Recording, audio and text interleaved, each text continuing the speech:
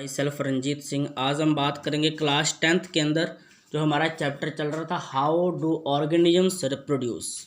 How do organisms reproduce, इसके अंदर जो हमारा आज लास्ट टॉपिक रह गया that is the reproductive health के बारे में आज हम बात करेंगे।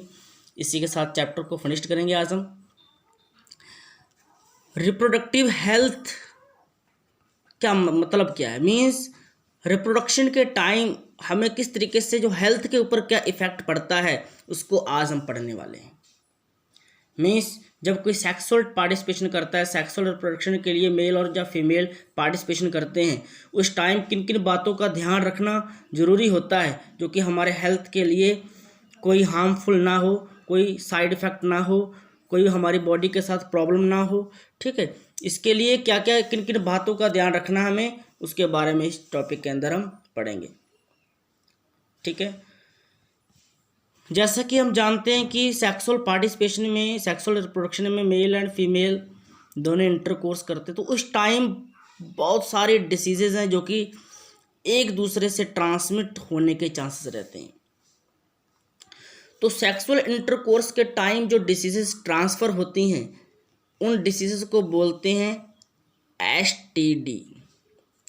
STD means sexually transmitted diseases, STDs। ठीक है ना, सेक्सुअली ट्रांसमिटेड डिसीजेस।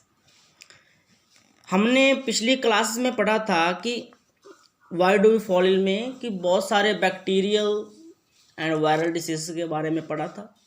ठीक है, तो यहाँ पे सेक्सुअल ट्रांसमिटेड डिसीज में जो बैक्टीरिया के द्वारा होती हैं, बैक्टीरिया के द्वारा डिसीज कौन कौन सी होती हैं, गोनोरिया, सिफिलिस, ये कि ऐसी डिसीज हैं जो कि बैक्टीरिया के द्वारा होती हैं।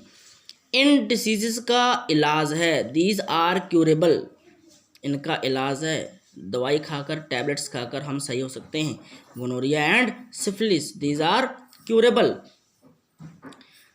लेकिन कुछ डिसीजेज जो कि वायरस के द्वारा होती हैं उनको वायरल डिसीजेज कहते हैं, वायरस के द्वारा होने वाली डिसीजेज को।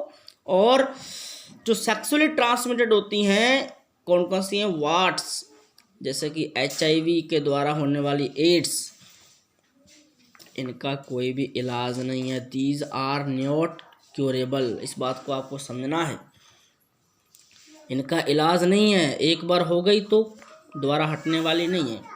ठीक है, तो दीज आर नॉट क्यूरेबल। ठीक है, अब ऐसा है कि जैसा हम जानते हैं कि जो पॉपुलेशन है, पॉपुलेशन ग्रोथ के लिए अब ज़्यादा पॉपुलेशन ग्रोथ होगी, ज़्यादा ग्रोथ रेट होगा, तो हर पर्सन के लिए प्रॉपर रहने की जगह, प्रॉपर खाने की जगह, खाना दिक्कत हो जाएगी ना। तो इसलिए हमारी गवर्नमेंट ने क्या किया कि जैसे बच्चे दो ही अच्छे, इस तरीके से एक मिशन बनाया, अभियान चलाया था। ठीक है, कि किस तरीके से हम प्रेगनेंसी को कंट्रोल कर सकते हैं। ठीक है, और कुछ फीमेल रेडी भी नहीं होती हैं बच्चों के लिए, है ना, तो उनके लिए प्रेगनेंसी को अवॉइड करने के लिए बहुत सारे मेथड्स होते हैं जिन्हें कि कॉन्ट्रासेप्टिव मेथड्स कहते हैं, कॉन्ट्रासेप्टिव मेथड्स कहते हैं। ठीक है, मीन्स अभी मेल और फीमेल रेडी नहीं है अपने बच्चों को लेने के लिए, वो इन मेथड्स का यूज़ करके प्रेगनेंसी को अवॉइड कर सकते हैं। तो सबसे पहला method that is the mechanical barrier. Mechanical barrier में क्या होगा, कंडोम्स आते हैं रबर के बने हुए, ये मेल एंड फीमेल कंडोम दोनों होते हैं। ठीक है, मेल एंड फीमेल कंडोम्स दोनों यूज़ करते हैं। इसमें क्या होता है कि कंडोम क्या करता है कि जो स्पर्म होता है, स्पर्म को एग से मिलने के लिए रोकता है, मीन्स ये दोनों आपस में मीट नहीं कर पाते। स्पर्म जब एग से मीट नहीं करेगा, मिलेगा नहीं, दोनों का फ्यूजन नहीं होगा, फर्टिलाइजेशन नहीं होगा, तो प्रेगनेंसी वहाँ पर नहीं होगी। तो कंडोम जो हैं ये सेक्सुअल ट्रांसमिटेड डिसीज़ को रोकने के लिए भी इम्पोर्टेंट होते हैं। मीन्स कंडोम जो यूज़ करते हैं, इसके यूज़ से क्या होता है कि सेक्सुअली ट्रांसमिटेड डिसीजेस ट्रांसमिट नहीं होती, कोई भी खतरा नहीं होता है। यहाँ पे बेनिफिट है मैकेनिकल बैरियर का। इसके द्वारा ओरल पिल्स होती हैं फीमेल के लिए, ये एक ओरल पिल्स फीमेल लेती हैं। इनमें क्या होता है, ओरल पिल्स लेने से जो फीमेल की बॉडी उसमें हार्मोनल बैलेंस बिगड़ जाता है, हार्मोन सही तरीके से नहीं निकलते, जिस वजह से क्या होता है कि एग होता है, जो एग्स रिलीज ही नहीं हो पाता, ओवरी से एग निकलता ही नहीं है, अगर निकल भी जाए तो फर्टिलाइजेशन नहीं हो पाता क्योंकि टाइम चेंज हो जाता है। तो इस तरीके से ओरल पिल्स क्या करती हैं, प्रेगनेंसी को अवॉइड करवाती हैं।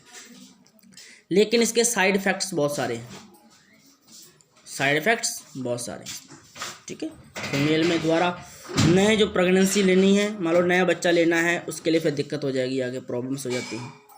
ठीक है, अगर कंटिन्यूसली फीमेल लेती है तो नेक्स्ट जो प्रेगनेंसी है उसके लिए प्रॉब्लम्स हो जाएगी। और भी बॉडी में बहुत सारे साइड इफ़ेक्ट्स होते हैं, जैसे बॉडी में स्वेलन आ जाती है, इस तरीके से बहुत सारे साइड इफ़ेक्ट्स हैं। इसके बाद नेक्स्ट है एक method, that is the loop method, copper T method जिसे कहते हैं। जो कॉन्ट्रासेप्टिव डिवाइस होती है, ठीक है, कॉपर की बनी हुई टी शेप, कॉपर की बनी हुई टी शेप होती है, इसको यूट्रस के अंदर रखा जाता है, जैसे यूट्रस होता है, इसे एक ट्रेंड नर्स है वही रख सकती है, यूट्रस के अंदर रख देती है कॉपर टी को। ये कॉपर टी क्या करती है, कॉपर टी कॉपर की बनी हुई कॉपर आयंस निकालती है यूट्रस के अंदर। ये कॉपर आयंस क्या करते हैं, जो स्पर्म होता है, स्पर्म की मोटिलिटी, जो चलने की क्षमता है, चल नहीं सकता, स्पर्म की मोटिलिटी वहाँ पे ख़त्म हो जाती है, डिक्रीज हो जाती है, जिस वजह से क्या होता है, स्पर्म एग के पास पहुँच ही नहीं पाता और फर्टिलाइजेशन नहीं होता है। लेकिन इसके भी साइड इफ़ेक्ट्स हैं। साइड इफ़ेक्ट्स क्या है कि इरिटेशन कर देता है यूट्रस के अंदर, यूट्रस के अंदर क्या करता है, इरिटेशन करता है। ज़्यादातर फीमेल कॉपर टी का यूज़ तब करती हैं, मान लो कि जैसे एक बच्चा हो गया और एक बच्चा होने के बाद फीमेल 2 या 3 साल का गैप डालना चाहती है, उस टाइम फीमेल ज़्यादा कॉपर टी का यूज़ करती है। ठीक है, इसके बाद नेक्स्ट मेथड जो कि इंडिया के अंदर जो सबसे फेमस है, that is surgical method.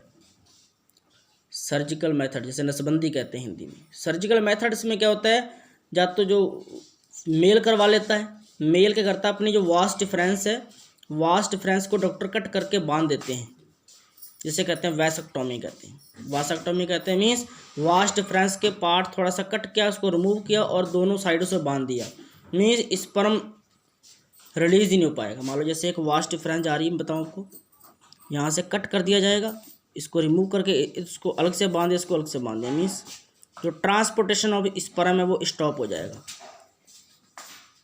Sperm ही नहीं पहुंच पाएगा, स्पर्म रिलीज ही नहीं होगा, तो वहाँ पे फर्टिलाइजेशन कैसे होगा। ठीक है, नेक्स्ट है ट्यूबेक्टोमी। इसमें जो टेस्ट ट्यूब है, सॉरी टेस्ट ट्यूब नहीं, यहाँ पर जो फ्लोपियन ट्यूब है, या फिर ओविडक्ट कहते हैं इसे, फ्लोपियन ट्यूब। फ्लोपियन ट्यूब को क्या करते हैं, फ्लोपियन ट्यूब को डॉक्टर कट करके और बांध देते हैं, जैसा कि वास्ट डिफरेंस में होता है वैसे सेम फीमेल के अंदर होता है। फीमेल के अंदर जो फ्लोपियन ट्यूब को कट करके बांध देते हैं, जिस वजह से क्या होता है कि एग बाहर नहीं पहुंच पाता, एग रिलीज तो होगा लेकिन वहाँ पर फर्टिलाइजेशन के लिए पहुंच ही नहीं पाएगा, क्योंकि जो फर्टिलाइजेशन है वो फ्लोपियन ट्यूब के अंदर होता है, हम जानते हैं। तो एग नहीं पहुँच पाएगा, जिस वजह से क्या होगा कि वहाँ पर फर्टिलाइजेशन नहीं होगा। ठीक है, इसके अलावा एक और मेथड्स है, सर्जरी के द्वारा रिमूव कर देते हैं फीटस को, अप टू 3 मंथ तक जो फीटस होता है उसे सर्जरी करके बाहर निकाल देते हैं।